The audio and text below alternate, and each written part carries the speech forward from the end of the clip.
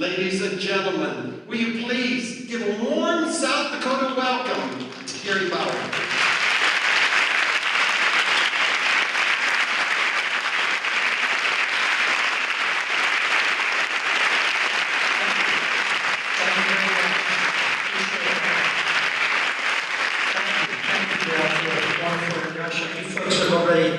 Put me on the spot because one of the first meetings I had with President Reagan at the White House, we were kind of talking about politics, and I wanted to get some pointers from him about public speaking and so forth. He said, "You know, Gary, I have found that if you get a standing ovation when you're introduced, you probably should just sit down because you have nowhere to go but down after that."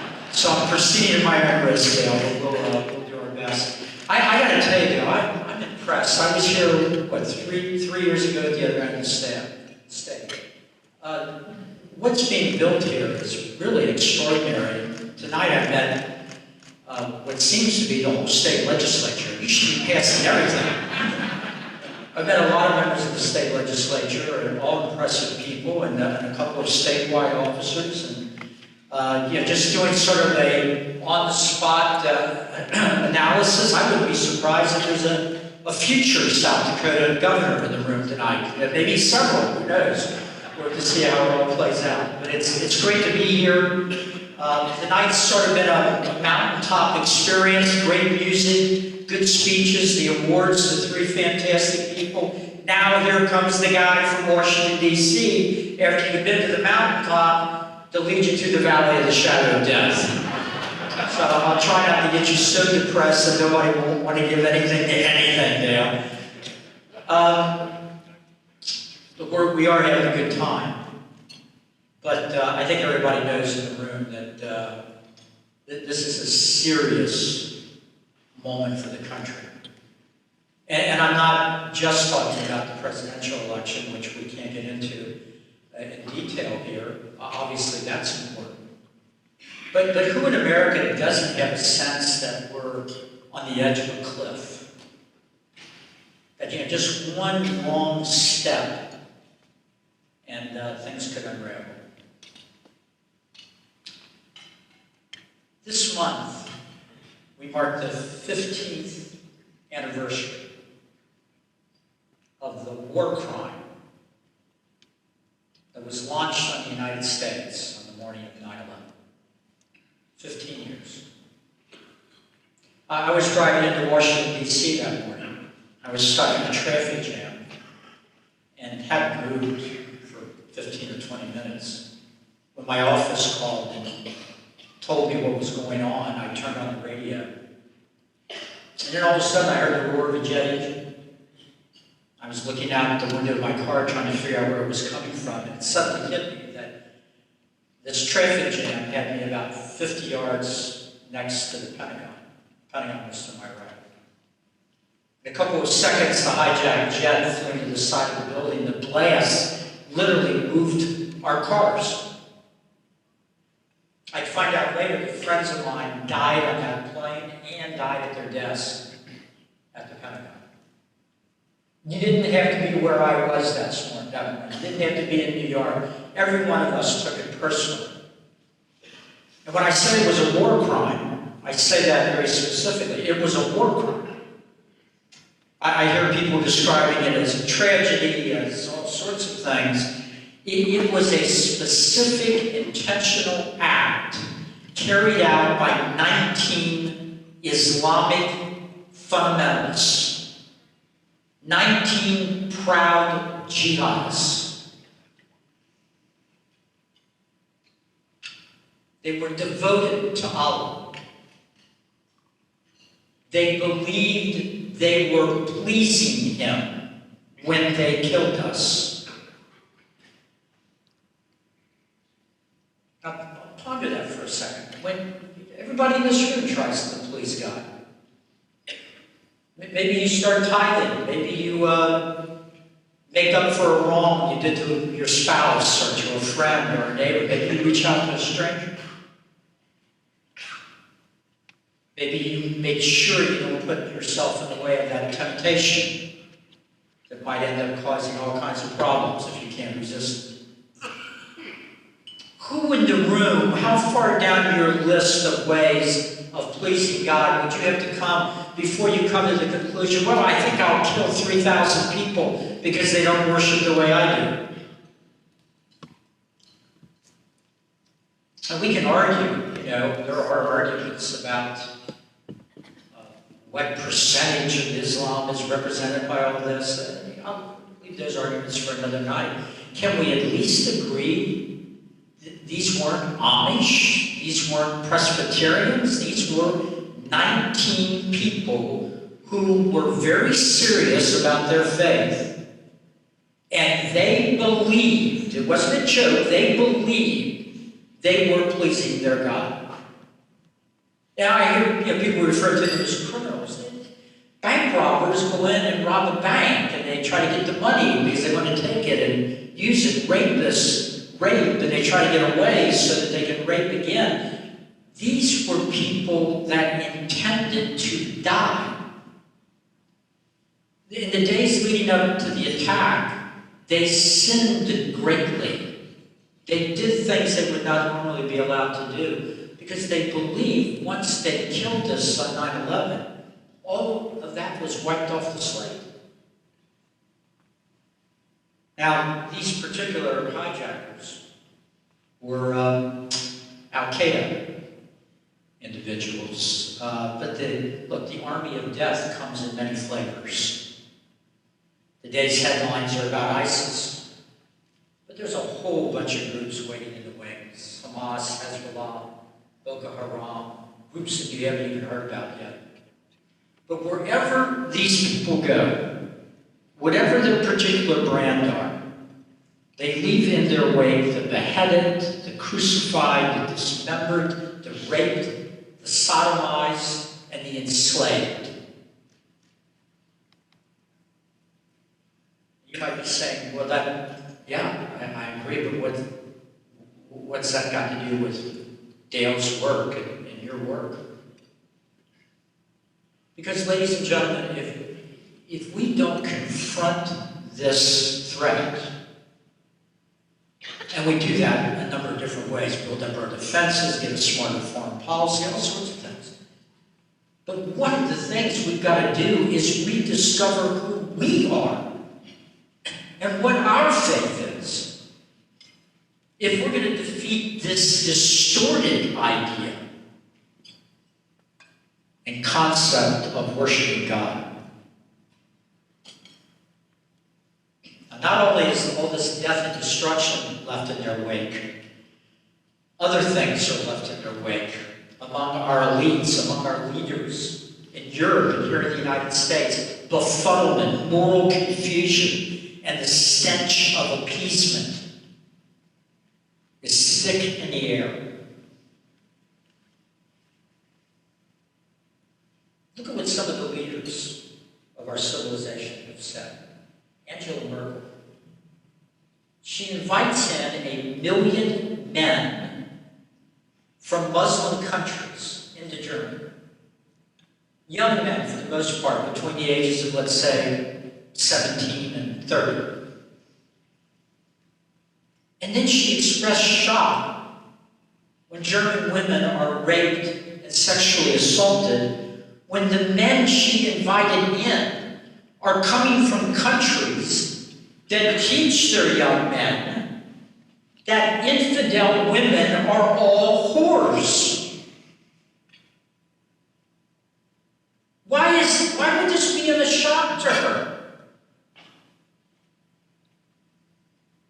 Of course, our president, not to be outdone, has chimed in with one ridiculous statement after another. His most recent was to reassure us that you have a greater chance, you might want to take this down so you don't forget it, you have a greater chance of dying in your bathtub from a fall, he said, than being killed by a jihadist in a terrorist attack. Well, thank you, Mr. President, for that bit of wisdom. When I was standing in the security line this morning at Reagan Airport, Washington, I don't think they were looking for bathtubs. It's not bathtubs running into shopping centers and stabbing people to death. Or going in, the husband and wife team in San Bernardino, and mowing down people in a holiday party. Civilizations don't fall from onslaughts of bathtubs. When mine starts yelling Allah Akbar, I'll get worried about it. Secretary Kerry went to a conference in Europe a couple weeks ago, spoke to a bunch of reporters in Europe about the importance of the media, and brought the crowd to its feet by saying, if the media would just stop spending so much time reporting on terrorist attacks, the attacks wouldn't have the same impact that they do now. And the reporters applauded that insight. He didn't really provide any guidance on what reporters should do when they discover the mass graves that are all over Africa and the Middle East, filled with Yazidis or Christians or whatever other unfortunate religious minority happens to get in the way of these barbarians that are marching across the world. Now let me bring it back to you and to Dale. All of you who are in the legislature, run for office on these values that we believe in, these Judeo-Christian values. Judeo-Christian civilization is under attack.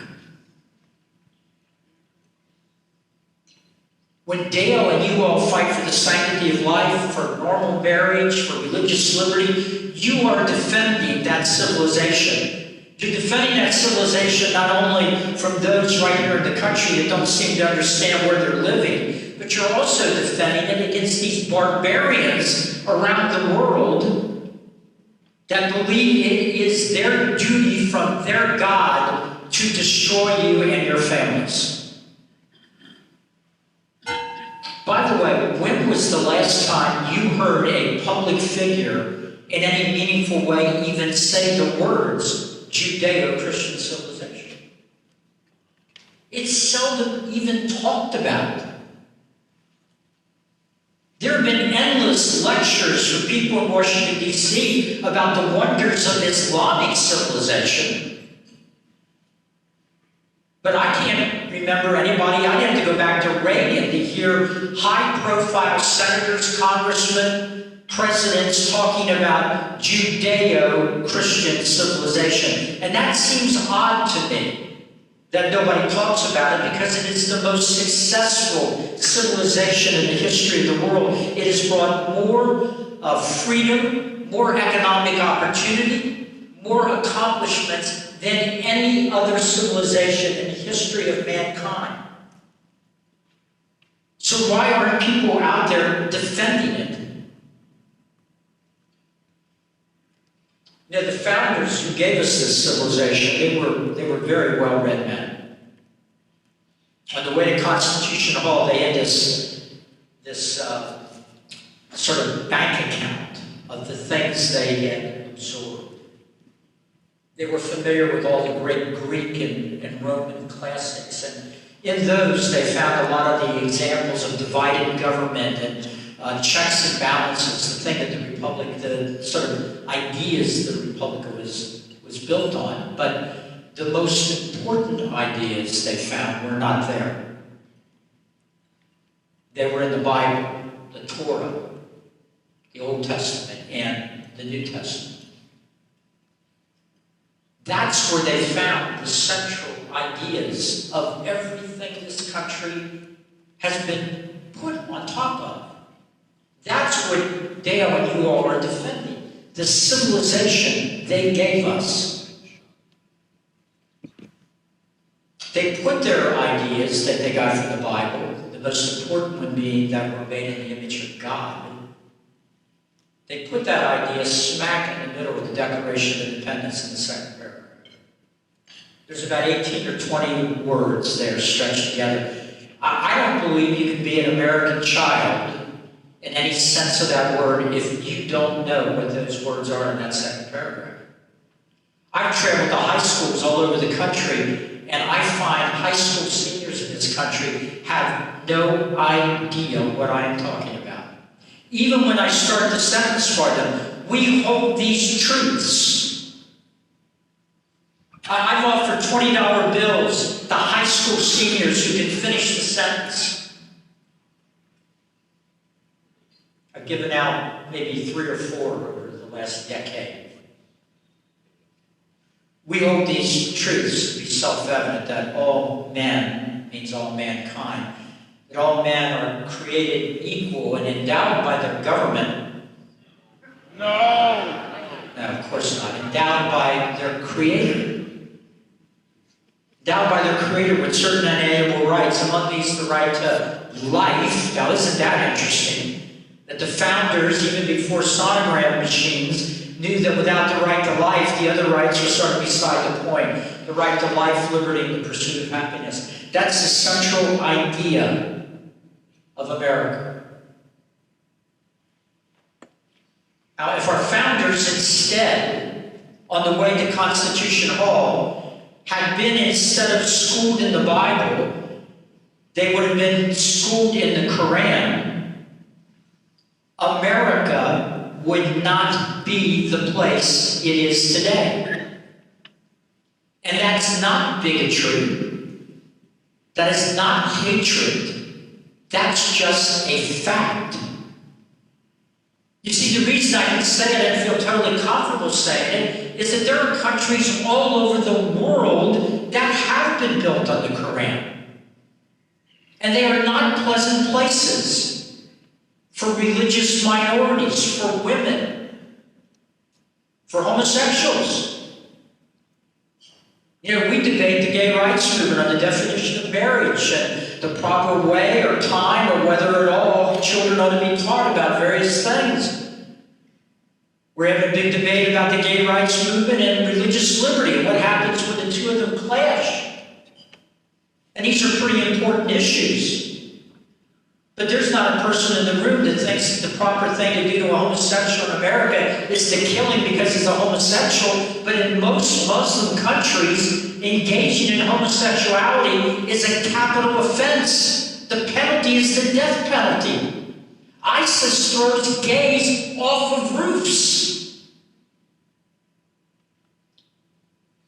Every year, the State Department puts out a list of the top 10 human rights violators in the world. 7 or 8 of the top 10, year after year after year, are Islamic countries. It's not a coincidence. Now, what I just said, that we were built on the Bible, not on the Quran, and that it's better to be in a nation built on the Bible and not on the Quran, is really a self-evident truth.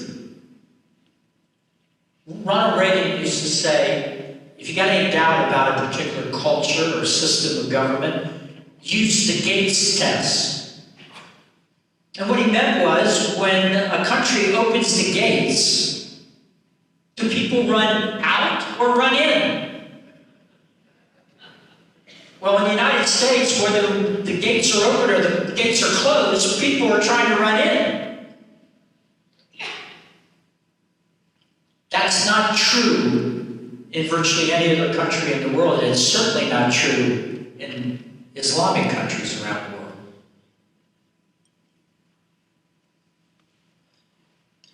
Now think about this for a second. If you've got a son or a daughter or a grandchild in a major American university, and they say to a professor what I've just said to you this evening so far, your kid's probably in trouble. That goes into the face of everything that's being taught at some of the finest universities in this country, that all cultures are equal. That if anything, America is less than other cultures. We're oppressors. We were slave owners. We committed genocide. We were imperialists, etc. Your children aren't being taught American history, they're being taught anti-American history.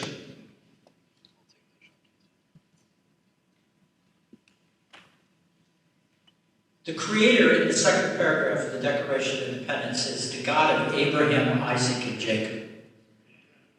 It's the same God that hung the stars in the sky, who named them and knows you so well.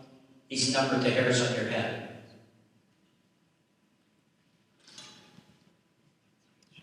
He does not tell his people to kill. He also does not tell us to be cowards. Now, the elites in Western civilization, not the good men and women in this room tonight that are among the political elite of your fine state, but broadly speaking, the elites in Europe and the United States have increasingly abandoned that God. The churches of most of Europe are empty. Many of them are being converted into mosques. There have been more mosques built in the United States since 9/11 15 years ago than were built in the United States the entire time of our history up until that attack. And at the same time, there are many churches across the country closing their doors, filing bankruptcy. Church attendance in most of America is declining.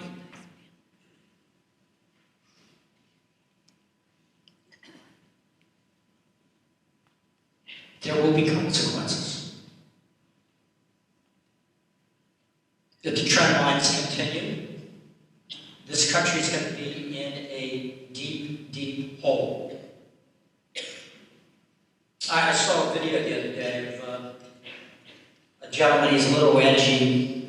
He specializes in these videos. He goes into various places and just goes up to people on the street and asks them important questions and just lets them speak for themselves. And he went to Minneapolis, walked through the heavily Somalian Muslim neighborhoods. And first of all, just asked people, what do you think of America? And most people said, it's wonderful. We can practice our Muslim faith. It's wonderful. Well, would you prefer to live under our Constitution or Sharia law? Oh, no, Sharia law. Well, under Sharia law, nobody can say anything critical of the Prophet, right? No. Must not say anything about the Prophet. He just kept asking questions that anybody could ask, like, let's say, an immigration officer, when they're deciding whether somebody ought to be allowed in the country. Ladies and gentlemen, I don't want to just stop terrorists from coming into the country. That ought to be a no-brainer, right? We ought to be doing whatever we have to keep people from coming in that want to kill us. But how about not letting people in that reject everything the country was built on and are bringing with them their hatreds of Jews, of Christians, and of others?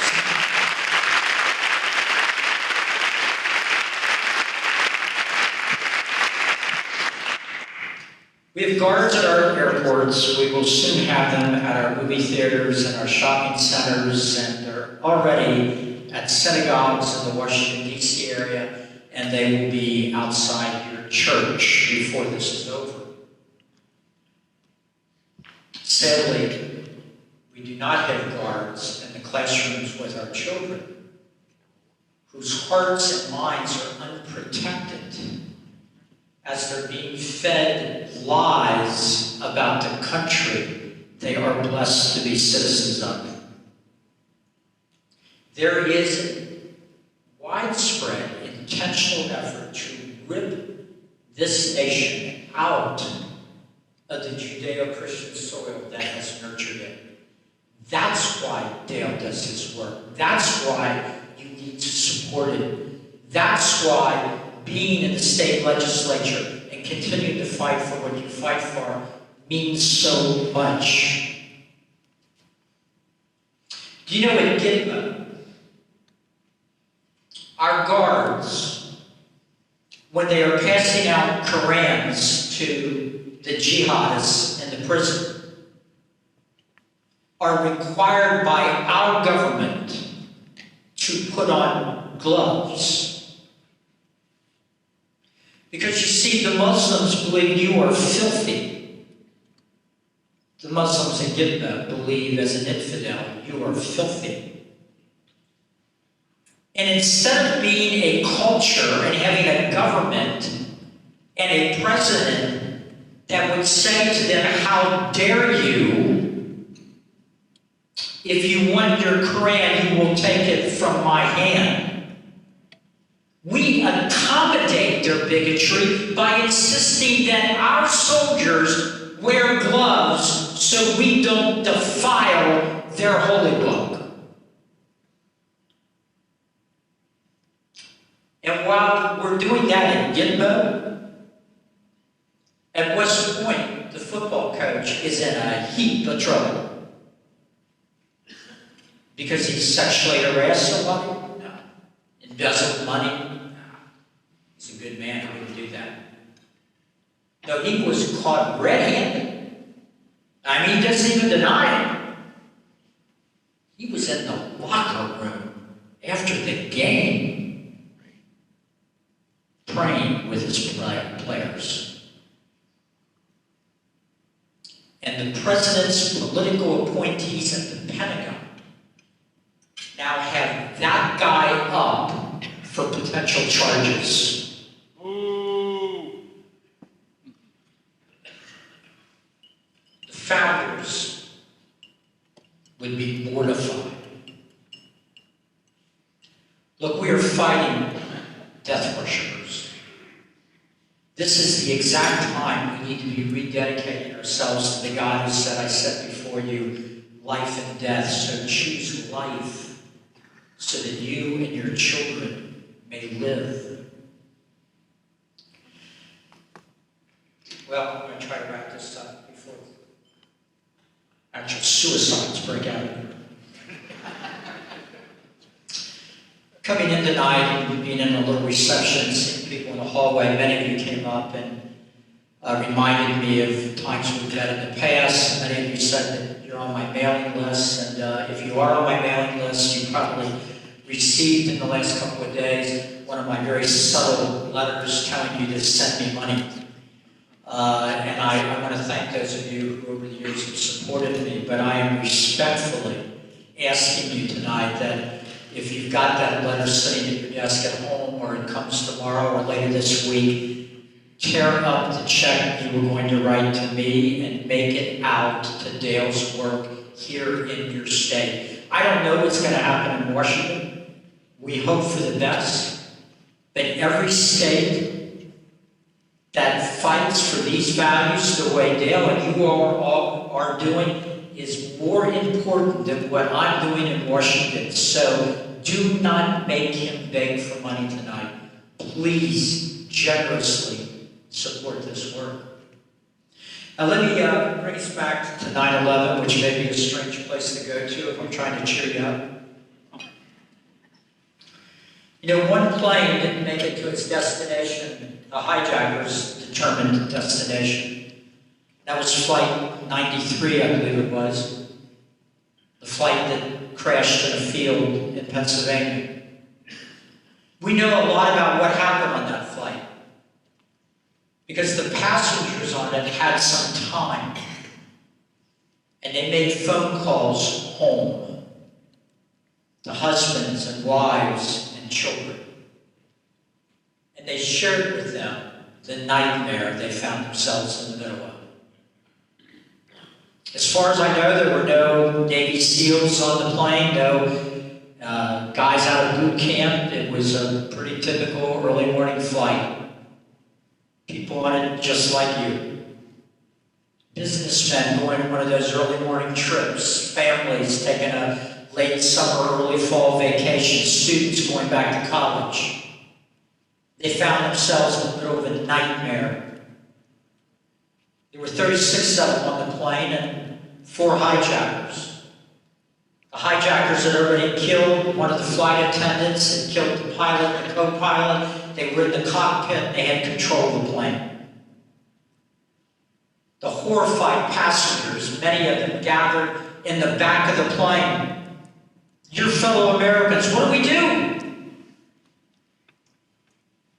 Some of them said, look, I know this is terrible, but we need to get back in our seats. That's what we need to do. We need to get back in our seats and buckle up and shut up. The plane will land. There'll be negotiations. That's the best chance we have to get out of this. But other passengers that had called home said, no, you're wrong. I talked to my wife. The country's under attack. Everybody hit the World Trade Center towers. This plane's never going to land. It's going to be used as a weapon against our country. And believe it or not, ladies and gentlemen, even after that evidence was put on the table, and we know a lot of evidence that's on the table now, right, about these things, even on that plane, with those passengers telling the other passengers what was happening, there was still a disagreement. Somebody, we don't know who, obviously an American, said, well, we've got a disagreement. I think we should vote, he said. I think we all should agree that whoever wins the vote, that we'll unite at that point and do what the majority wants. And they voted. And the majority said, let's fight. So many of them prayed. More phone calls were made home. Husbands and wives prayed on the phone together. And then your fellow Americans took whatever they could find. Flight attendant made a call and said that she was boiling a pot of water. That was the only thing in the back of the plane that she could think of as her weapon. Other people had the little knives and forks that they pass out with their breakfast. And there was a man on board who was a graduate of Wheaton College who yelled out, let's roll. And those men and women ran down the aisle into the teeth of men armed with box cutters. And they brought the plane down and died in the process. But they saved us from an even greater horror that morning. There's still an argument about where the plane was headed. Maybe the White House, maybe the Congress, we'll never know for sure. But we know the enemy meant us even more pain than what we experienced. My friends, God forbid we ever find ourselves in that kind of a situation. But whatever lies ahead, if we will show the same courage, if we will show the same courage at the ballot box, same courage in arguing with our friends and neighbors about the reality staring us right in the face, the same courage in defending our country, the same courage in confronting evil. If you will do that, and if millions of us around America will do that, I am absolutely convinced that come what may, next year and 5 years and 100 years from now, with God's blessing, the stars and stripes will still fly over our nation's capital, the flag and the capital of a free and united America. May it be so. God bless you all.